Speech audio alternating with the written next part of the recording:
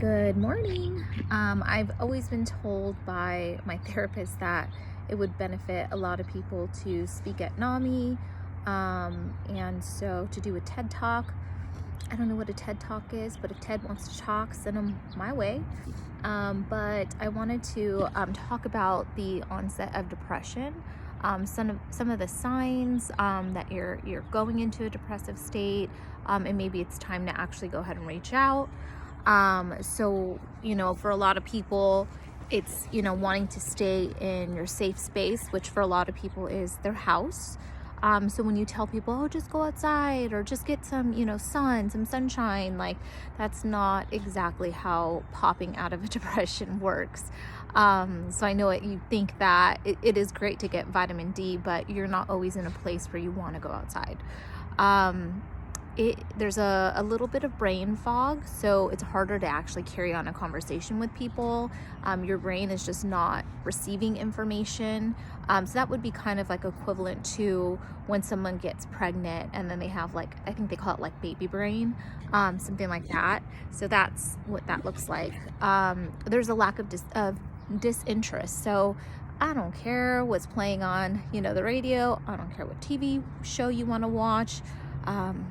I didn't even think about what's for dinner because I wasn't even thinking about eating. Help me out, make some decisions, or, just let me be. But yeah, it's going to be very hard to make decisions. So coming back to that would be, so if you ask me, hey, let's go grocery shopping, which I'm like, okay, we got to do it. Let's go. But don't expect me to be as efficient as I normally am in the grocery store, because it is difficult to make decisions. So I'll be in the bread aisle staring at bread for 10 minutes, not knowing which bread to choose. And I don't know. So my husband will come over and I got a couple options. And he's like, get that one. Perfect. Help me out when I'm in that state. And then if I'm not conversing really well, that's okay. Let me save some face, and I'll be the listener. I'll listen as much as I possibly can and I'll contribute to the conversation as much as I can, but I may not be as articulate as I normally am. So there's that. Also, oversleeping. So if you are finding yourself sleeping till 1 o'clock, in the afternoon, you just can't, you really don't have the will to kind of get up, at your normal time. You're just resting your brain. So if that happens, that's a sign that you may be going into a depression. So something of that nature.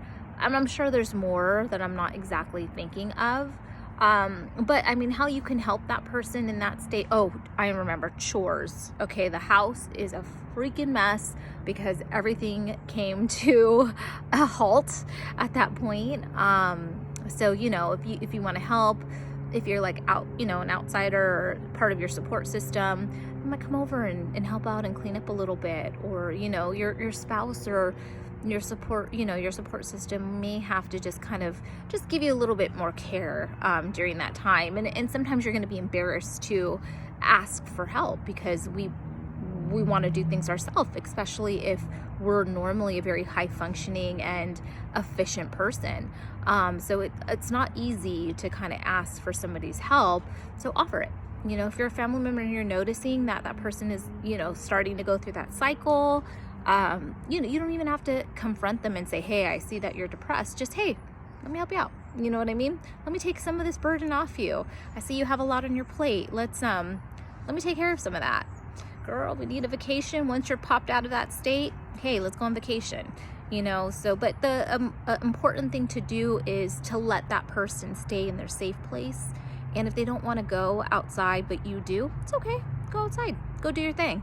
Just let them hang out. So that's my little tidbit on depression. Thanks so much.